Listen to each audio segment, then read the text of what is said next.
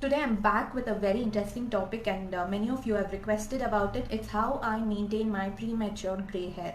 Okay, it's very common to have gray hair. It could be of many reasons like vitamin deficiency or any other deficiency or your health. So details about the product that I'm going to use, from the hair oil to the ingredients that goes into the DIY, everything is mentioned in the description. Please feel free to take a look at it. And how am I going to use, how many times I'm going to use, all the details are up in this video. So to get started, firstly we have to apply hair oil because it is very important for your hair to be moisturized before any DIY. So here is the pro tip. Firstly, I'm going to oil my hair. For that I'm going to use Vellore Herbs Rich Guard hair oil.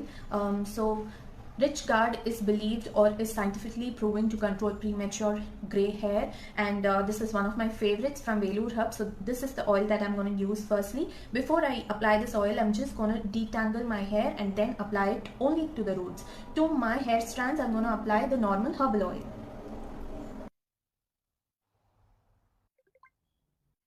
So I've applied hair oil, and the next thing is DIY. And after applying hair oil, please leave it for about 2 to 4 hours.